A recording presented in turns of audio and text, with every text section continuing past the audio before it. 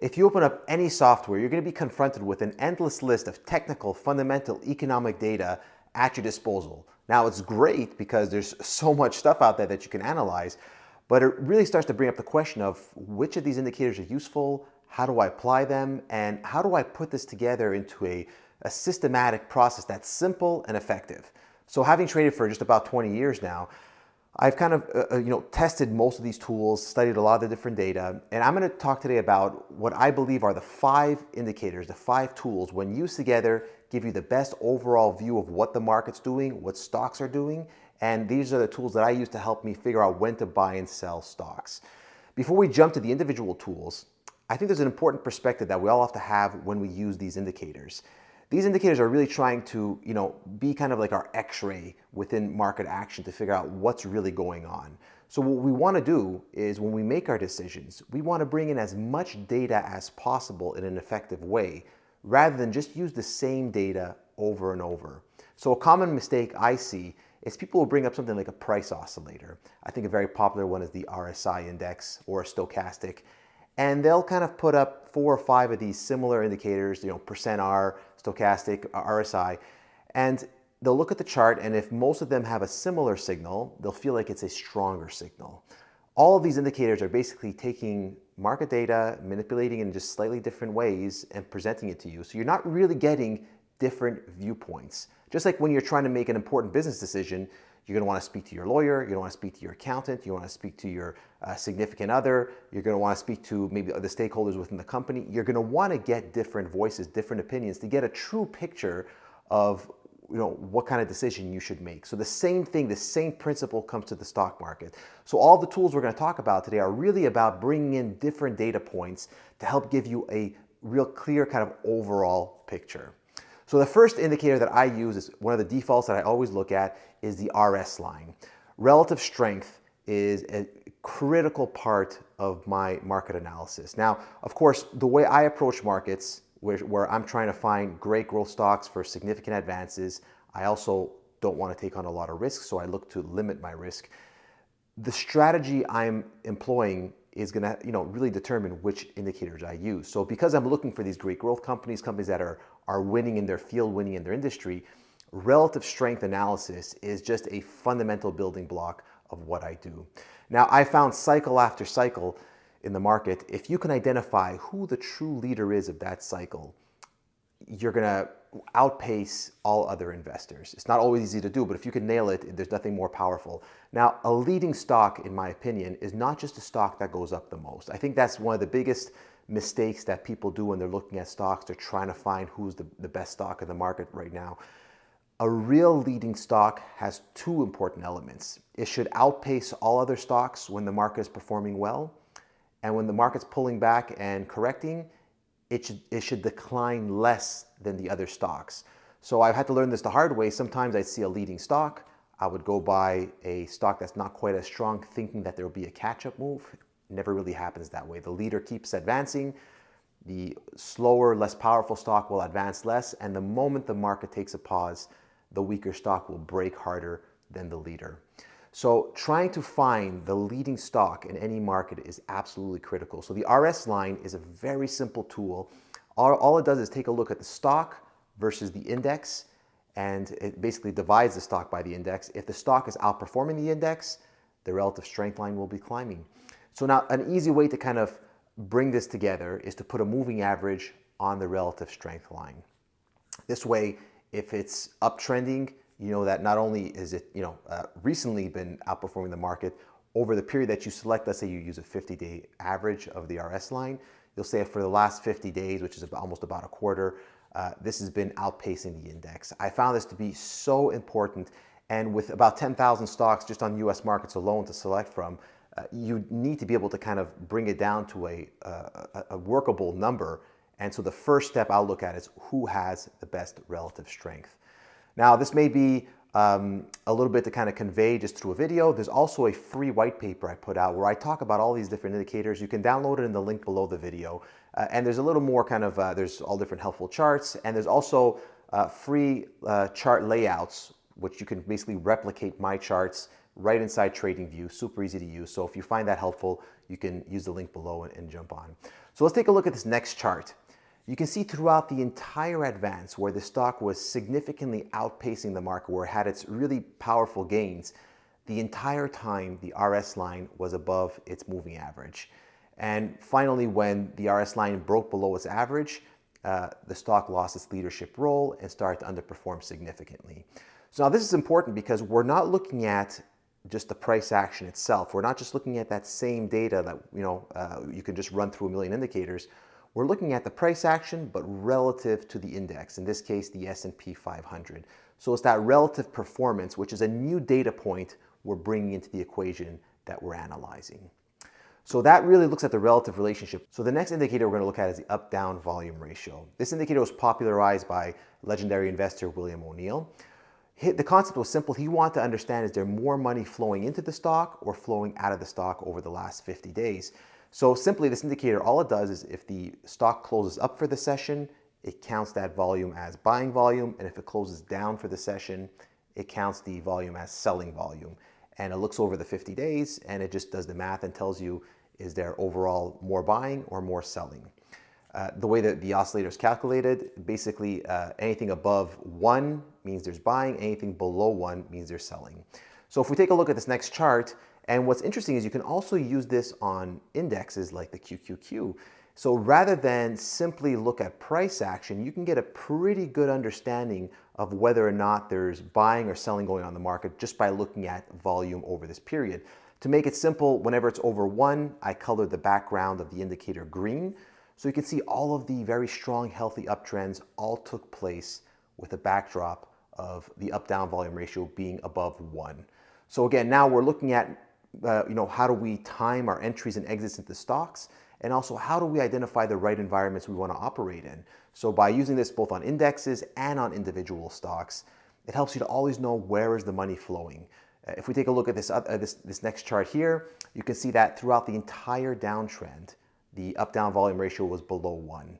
And that just really was showing you that there was net selling going on in the stock. You're better off looking for other opportunities elsewhere. Again, most of what we do is just trying to filter down the large universe of stocks to those that have the most potential. Speaking of markets, speaking of trying to find different trends within markets using the up-down volume ratio in other ways, one of my absolute favorite tools is looking at net highs or lows. So essentially what this looks at is it compares the number of stocks making 52-week highs each day versus the number of stocks making 52-week lows. What I do is I take the difference and I call that the net highs or lows. If there's more 52-week highs, we have net highs. If there's more 52-week lows, we have net lows. Now this is a really important tool because it's looking at the market as a whole. Indexes have become very weighted to just these very large technology companies like Apple, Microsoft, Google, Nvidia.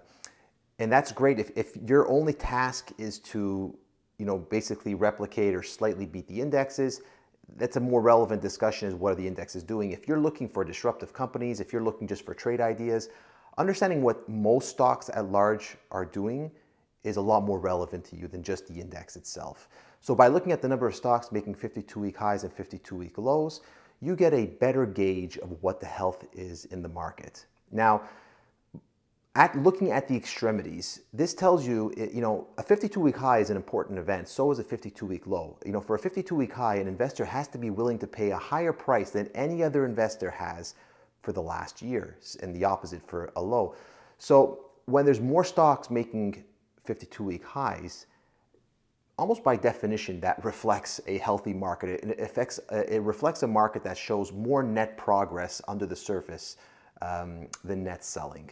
And so if we take a look at this chart of the NASDAQ, you can see all of the wonderful uptrends take place with the green bars underneath the chart. That shows there's net highs. When there's red bars, that shows that there's net lows.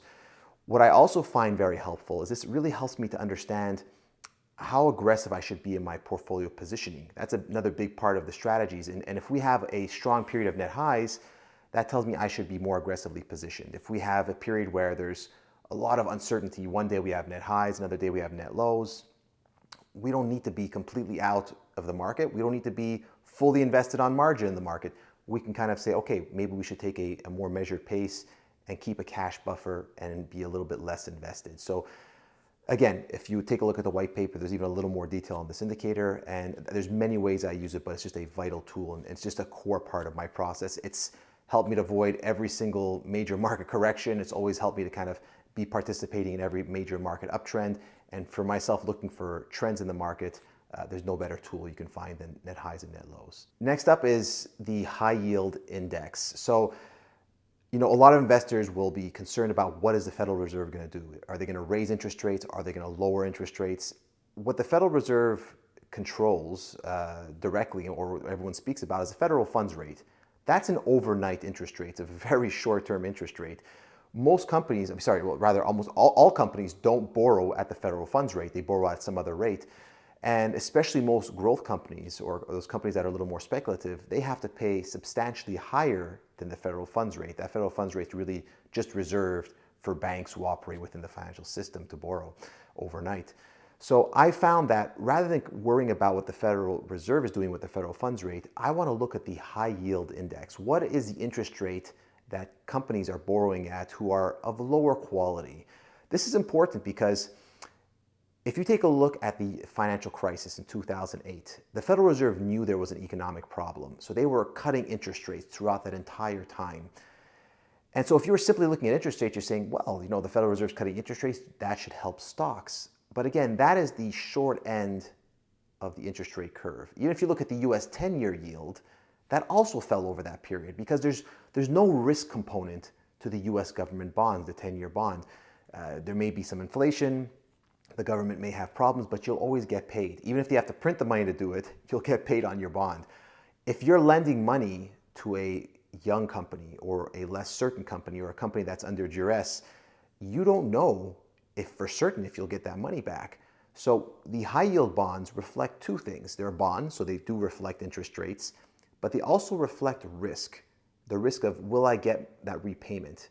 So if you take a look again now, 2008, whereas the US 10-year bond was falling, the US 10-year yield was falling, the federal funds rate was falling, high yield bonds, their yields were climbing significantly, not because of the interest rate component, but because of the risk component.